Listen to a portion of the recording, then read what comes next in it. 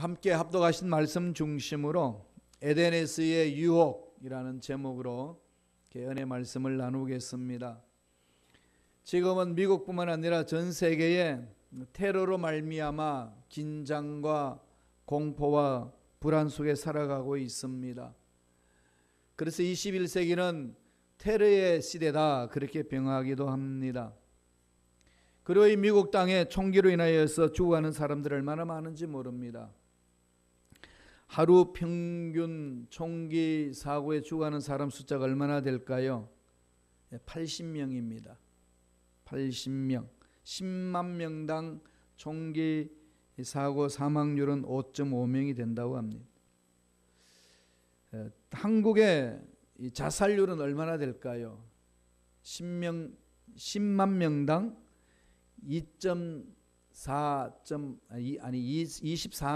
24명이 넘는다고 그럽니다. 25명이 된다고 그래요. 그러니까 2009년 기준에 이것도 하루 평균 자살자가 40명이 넘습니다. 하루 평균 총기 사고로 죽는 숫자가 미국에는 80명이 넘고 한국은 자살률이 하루에 40명이 넘습니다. OECD 국가 중에 대한민국 자살률은 최고입니다. 총 합쳐보니까요, 한 해에 평균 한국에 자살해서 죽는 사람이 15,000명이 넘어요. 미국은 총기 사건으로 죽는 사람이 32,000명이 넘습니다. 이것도 거의 9년 전에 통계해낸 숫자입니다. 더 늘어간다는 거죠. 9.11 사건 이후에 미국의 경제도 어려워지고, 그리고 미국의 이 테러로 인하여서 불안은 이루 말할 수 없습니다. 이런 육신적인 테러, 육신적인 자살, 물리적인 테러도 무섭지만 더 무서운 게 있죠. 그게 뭘까요? 오늘 읽었던 본문의 말씀 속에 나오는 악한 영들의 장난입니다. 영적인 테러, 이 들어보셨나요? 영적으로 하나님의 영혼을 죽이는 사건, 사탄의 미혹이고 사탄의 유혹입니다. 이렇게 지금 세상에 수많은 사람이 죽어가고 있고 자살하고 있고 총기로 사람을 죽이는 것은 바로 에덴 동산에 아담과 하와를 미혹했던 그 악한 영들의 장난입니다. 영적으로 이 악한 영들의 미혹을 받으면서 쓰러져가는 사람들이 얼마나 많은지 모르며, 특별히 교회 공동체도 그렇습니다. 예수를 믿는 사람들에게 악한 영은 공격해 옵니다. 그 공격으로 인하여서 사탄은 빠지고 사람과 사람과의 미워하고 교제하지 않고 단절하고 원수가 되고 헤어집니다. 교회 공동체 많이 체험을 해왔습니다. 이게 다 악한 영들의 영적인 테러입니다. 악한 영들의 장난입니다.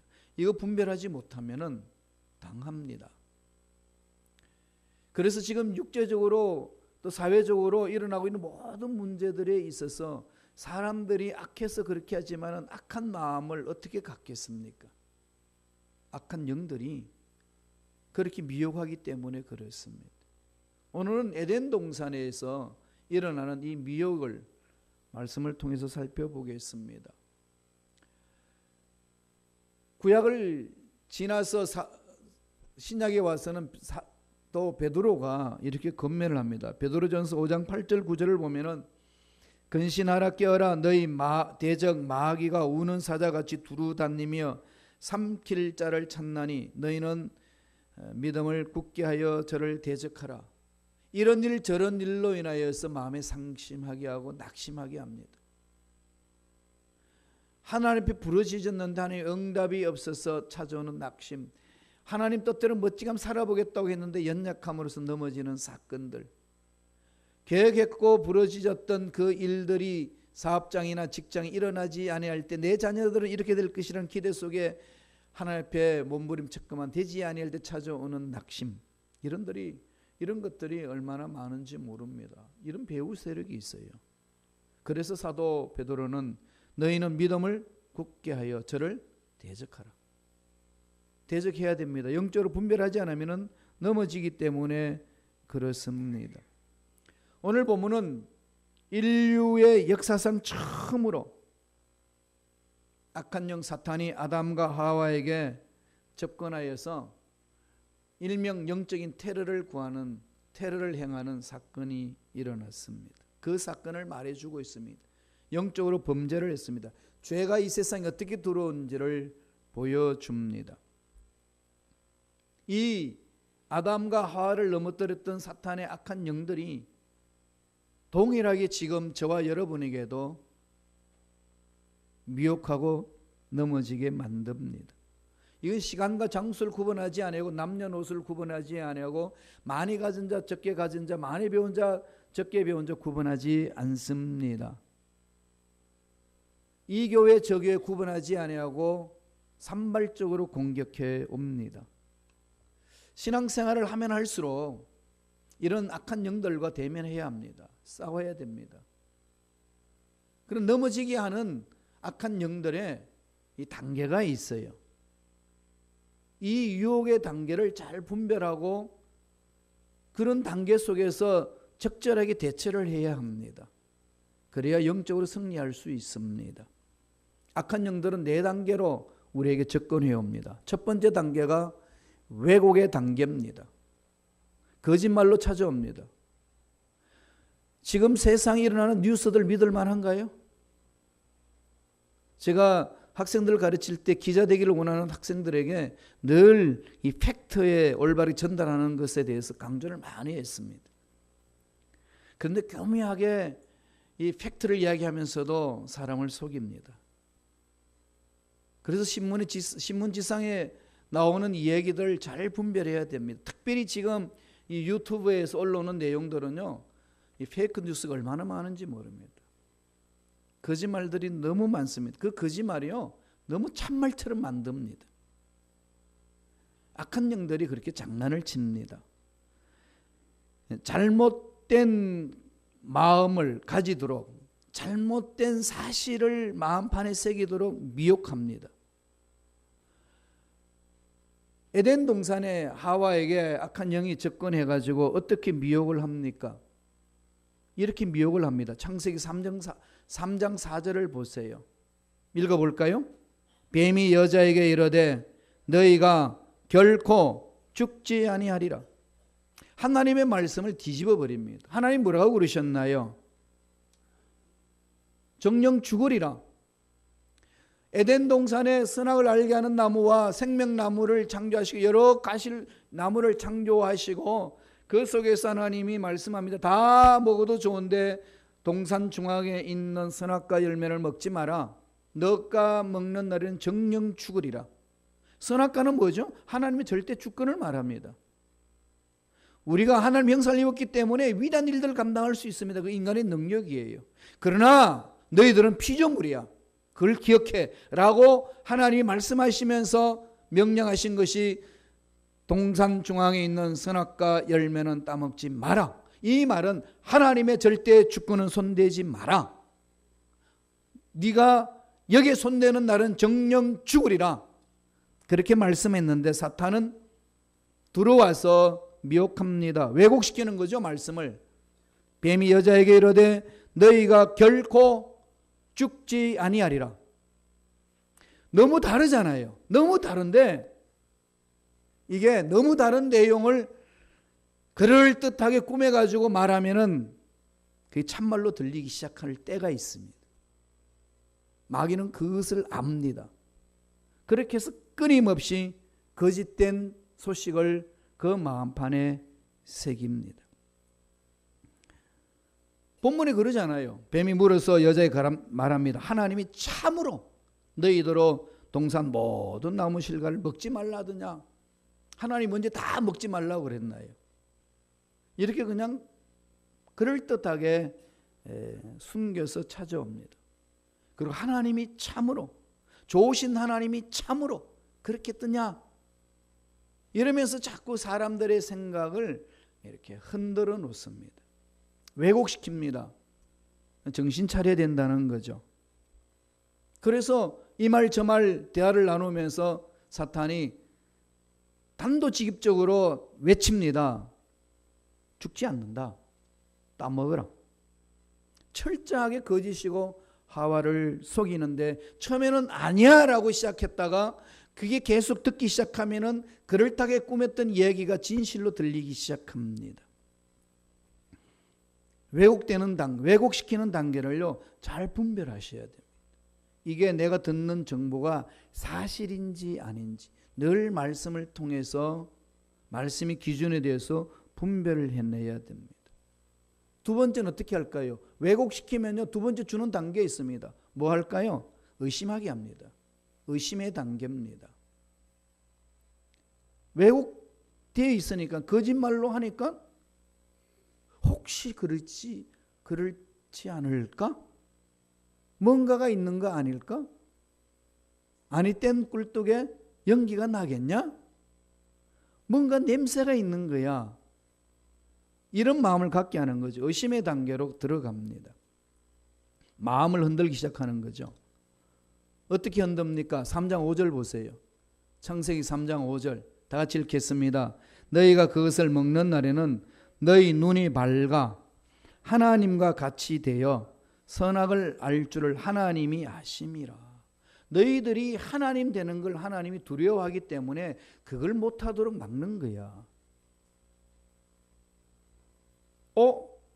내가 하나님 될 수 있는데 하나님 되게 야비하네? 이 되는 길을 왜 막어? 그럼 이때까지 하나님 한 말이 이게 뭐가 있는 거지? 이러면서 뒤집습니다. 공동체에서 문제 일어날 때도 늘 그래요. 왜곡으로 시작하게 되면은 거짓말이 딱 던겨지면 무슨 그럴 리가 있어. 이러다가 그럴지도 몰라 라고 하는 순간의 생각이 뒤집혀집니다. 네가 그걸 먹는 날에는 너희 눈이 밝아 하나님과 같이 되어 선악을 알 줄을 하나님이 아심이라. 이미 알고 있어. 네가 하나님 되기를 원하는 걸 막기 때문에.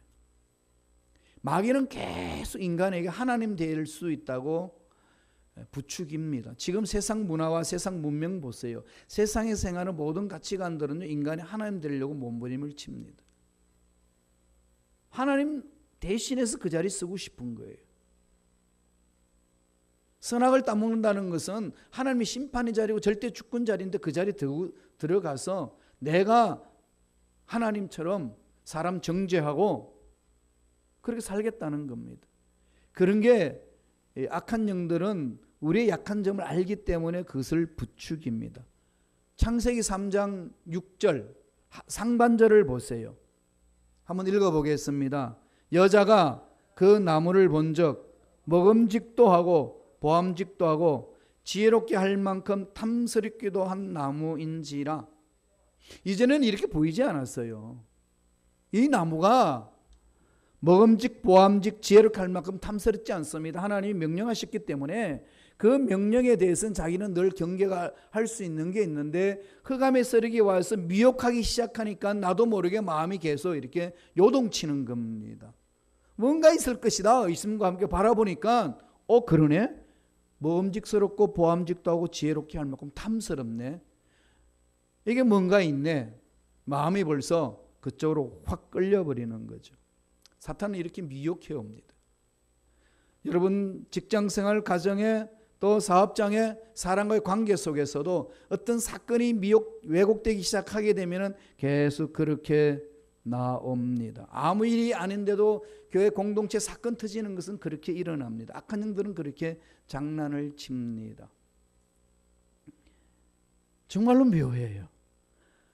그 사건에 일어나서 파고 들어가서 그것을 살펴보면은 아무 문제도 아닌 겁니다. 그건 뭐 쉽게 넘어갈 수 있는 문제인데 그게 그렇게 그 사람들의 마음을 요동치게 만드는 일로 부풀어지는 거예요. 이런 심리는 마귀는 알고 있기 때문에 이용합니다. 그러면요 마귀가 속삭이는 것에 괜히 마음이 자꾸 이렇게 가요. 여러분 이 마음이 흔들리면은 그냥 마귀한테 당하는 겁니다. 그래서 사도 바울 자문서에서는 뭐라고 그럽니까? 무릇 지킬 만한 것보다도 내 마음을 지키라. 심지가 견고한 자 평강의 평강을 얻으리라. 어떻게 마음을 붙드나요? 하나님과 대화하셔야 돼요. 문제와 대화하지 마시고요. 하나님과 대화를 하세요. 어떤 사실을 들었으면은 심각하고 충격적인 사건을 들었으면은 하나님과 대화하세요. 그러면 하나님이 분별력을 주십니다. 마귀는 그것을 듣고서 왜곡해서 들려주기 때문에 의심이 생기고 의심이 생기니까 마음이 흔들립니다. 그래서 하나님의 음성 듣는 그 마음이 닫혀집니다. 그러나 평상시 말씀 위에 서서 몸부림치는 자들은 그 분별할 수 있는 힘이 생깁니다. 여러분 믿음을 지키는데 어떻게 지키고 있습니까? 말씀을 붙들어야 되고 믿음의 사람들과 대화를 나눠야 됩니다. 여러분 지금 대화를 나누고 있는데 누구하고 대화를 나누고 있습니까? 어떤 분들하고 대화를 나누면서 여러분 신앙생활을 하고 계시나요? 그럼 본인들이 많이 체험을 하셨을 겁니다. 믿음의 사람들과 대화를 나눈 사람들은 나도 모르게 그 믿음 안에서 자꾸 성장 성숙하려고 몸부림치는 반면에 믿음을 갖지 못하는 사람들과 대화를 나누면 가지고 있는 믿음마저도 잃어버리는 그러한 일들도 체험할 수 있습니다. 왜 그럴까요? 영적 전쟁을 치기 때문에 그렇습니다. 에덴 동산에 악한 영들이 그렇게 찾아 들어왔고 예수님이 공생을 시작하기 전에 광야에서 40일 금식하고 난 이후에 악한 영이 그렇게 찾아왔습니다. 굶주린 자에게 외칩니다. 돌을 떡으로 만들어 먹어라. 너 하나님인데 만들 수 있지 않느냐. 이 지상에 인간으로 오심을 잊어버리게 만드는 악한 영들의 장난입니다. 예수님께 와서 미혹한다면 저와 여러분에게 언제나 언제 어디 있든지 미혹하지 않을까요? 그러니까 어디로 마음을 돌려야 될까요? 하나님과의 깊은 대화를 하셔야 됩니다. 하나님과 대화하는 방법이 뭡니까? 말씀을 읽는 것이고 기도하는 거예요. 자꾸 돌아보세요. 그래서 예수님이 그렇지 않습니까? 사람은 떡으로 먹고 사는 것이 아니라 하나님 입으로 나오는 말씀으로 사느니라. 예수님이 강조해 주신 거예요. 예수 믿는 저와 여러분은 그 말씀에 순종해야 됩니다. 사는 길은 말씀 안에 있습니다. 사업의 문제도 직장의 문제도 인생의 문제도 자녀들의 문제의 앞길의 답도 말씀 안에 있다고 성서는 가르치고 있습니다. 그렇게 들어오셔야 돼요. 세 번째 단계는 무슨 단계가 있을까요? 마음이 흔들리면 무슨 단계 나오죠? 아시죠? 실행합니다. 실행 단계죠. 죄를 짓게 합니다. 죄를 지어요. 죄는요 그냥 짓지 않습니다. 처음에 왜곡된 것일 때부터 출발합니다. 잘못된 생각으로 시작해서 생각이 꼬입니다. 그러면 마음이 흔들려요. 마음이 흔들리면 그렇게 흔들린 대로 실행을 해버립니다. 그게 사탄의 계략입니다. 사탄의 전략입니다. 이거 여러분 놓치면 그냥 넘어갑니다. 이 사탄이 유혹하는 것은 하루아침에 하지 않아요. 서서히 합니다. 아주 매우 점진적으로 그렇게 미혹을 합니다. 하루아침에 넘어지지 않아요. 사람이 하루아침에 넘어지지 않습니다. 사업이 하루아침에 까당하고 넘어지나요? 아닙니다. 서서히 그렇게 넘어지잖아요.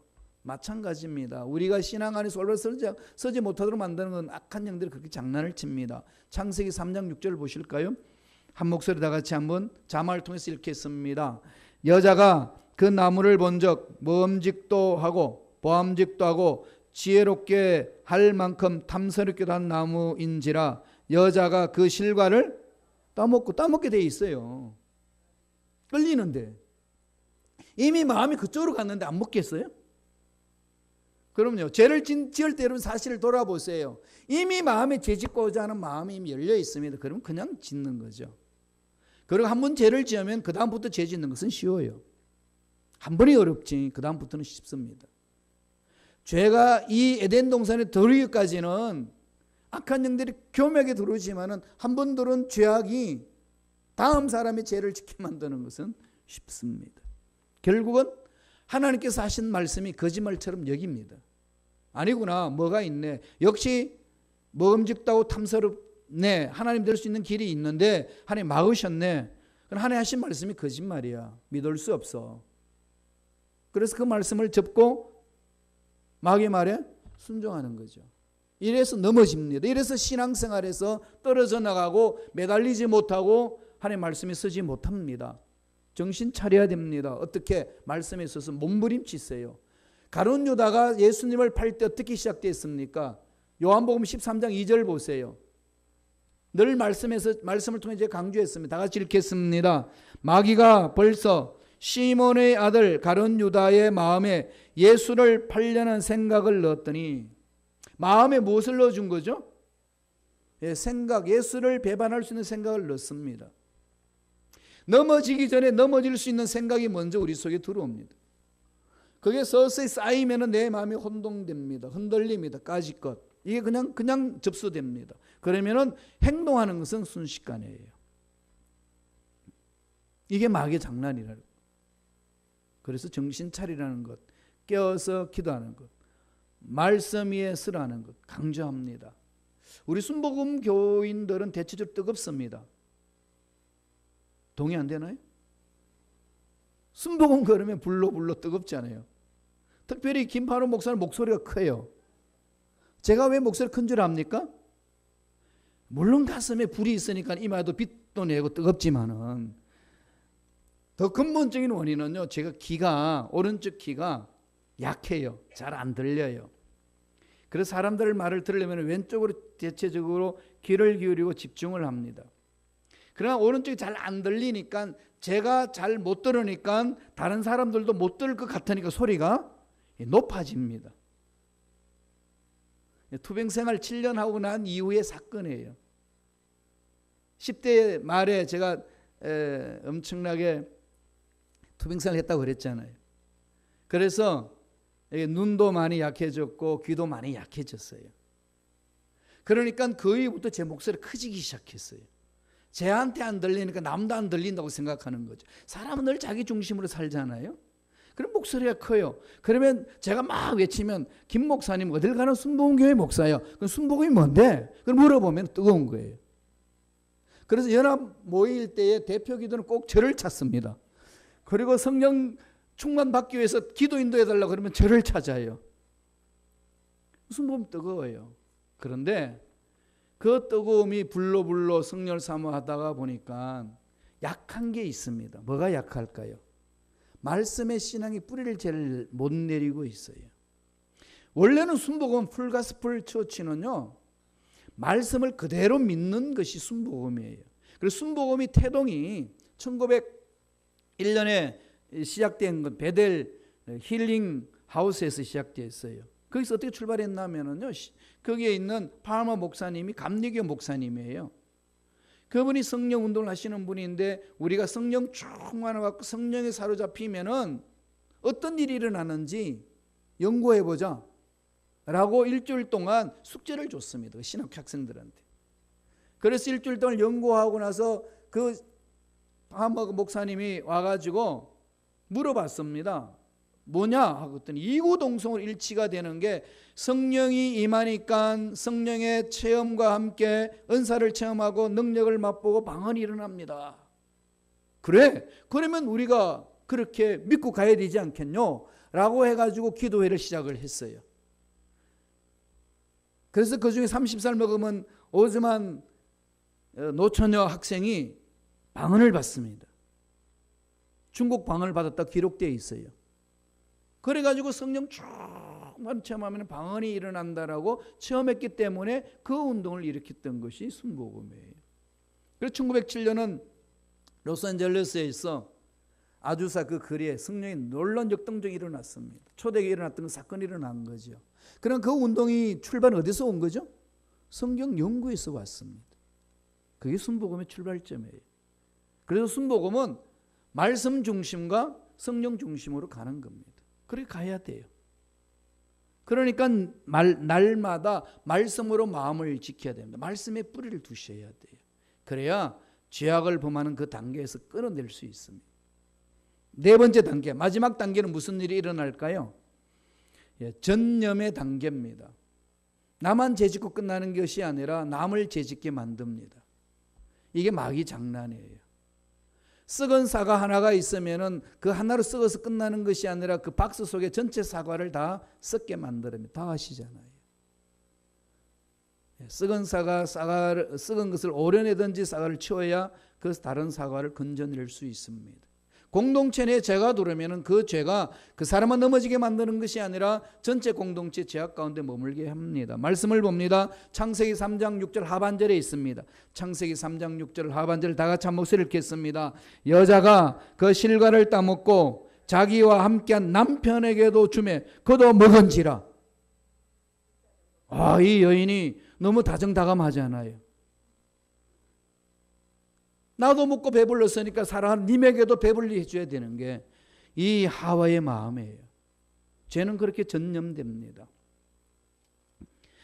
죄는 나만 망하는 게 아니에요. 주위에 있는 사람들도 함께 망하게 합니다. 죄는 다른 사람들에게 부패시키는 전념하는 힘이 있습니다. 우리가 죄를 무섭게 생각하고 단호하게 대처하지 않으면 나도 모르게 함께 죄를 보면서 넘어집니다. 그래서 아담이 독차는 것이 좋지 않아서 하와를 붙여준 겁니다. 돕는 배필이라고 그랬습니다. 돕는 사람들로 만나주셨어요. 부부가 그렇게 만났고 우리 형제 자매들이 신앙생활하면서 그렇게 만났습니다. 돕는 자, 배필이라는 말이 무슨 말일까요? 히브리 말로 돕는 자라는 말은요, 큰의 거도라고 그럽니다. 큰의 거도. 이 큰의 거도가요, 이 세 가지 뜻이 있습니다. 돕는 배필이라는 말은. 큰의 거도 아제르, 에제르 그렇게 말하는데 돕는 배필이라는 말은 그 말이에요. 히브리 말로. 뜻은요, 첫째로 돕는 자라는 것은 반대하여서 돕는 자. 생각이 잘못된 것을 반대해 주는 거예요. 남편이 잘못 생각하면 옆 부인이 걸러줘야 됩니다. 그런데 아담과 하와는 걸러주지 못했어요. 같이 망해버립니다. 그건 돕는 배필이 아니에요. 성도들 간에도 우리가 남이냐 이 말 해가지고 같이 넘어지면 안 됩니다. 돕는 자라는 것은 반대하여 돕는 자. 뭐뭐와 반대한다는 그 뜻이 있어요. 두 번째에 돕는 자라는 것은 동등하게 돕는 것. 서로 마주보고 동등한 거예요. 남자와 여자가 동등합니다. 동등하게 존중하면서 서로 도와줍니다. 세 번째로는 신적인 도움을 영적으로 설 수 있도록 도와주는 배필이에요. 영적으로 도와주는 것. 그리고 구체적으로 삶의 필요한 것을 돕는 자가 큰애 거두고 반대하여 돕는 자가 큰애 거두고 영적으로 성장 성숙할 수 있도록 만드는 것이 큰애 거두입니다. 그래서 큰애 거두 아제르 그 말은 그 세 가지 뜻이 있습니다. 그래서 부부의 사명은 거기에 있어요. 한 사람이 잘못된 가면 올바른 길로 갈 수 있도록 이끌어주는 겁니다. 이게 두 사람씩 짝을 맺어서 가는 길이라는 겁니다. 따라서 우리가 다른 사람이 죄악을 범하면은 영적으로 분별해서 올바른 길로 세워줘야 되는 거죠. 안 그러면 나도 같이 망갑니다. 죄는 같이 망하게 만듭니다. 그래서 이 미국 땅을 세우기 위해서는 우리가 깨어서 기도하면은 핵폭탄 같은 성령의 능력으로 이 미국 땅도 새롭게 만져주실 줄로 믿습니다. 우리가 좋은 나무가 되셔야 돼요. 주님이 그러셨잖아요. 마태복음 7장 18절에 좋은 나무가 나쁜 열매를 맺을 수 없고 못된 나무가 아름다운 열매를 맺을 수 없느니라. 좋은 나무는 좋은 열매를 반드시 맺어야 됩니다. 하나님의 자녀는 반드시 하나님 자녀에서의 삶을 살아내야 됩니다. 그래서 말씀을 주시고 성령을 보내주셨습니다. 이게 저와 여러분이 해야 될 사명입니다.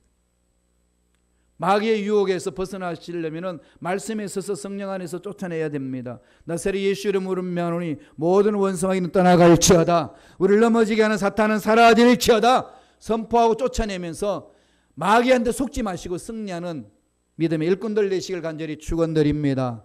기도하겠습니다. 하나님 아버지 감사와 찬양을 드립니다. 오늘 우리에게 귀한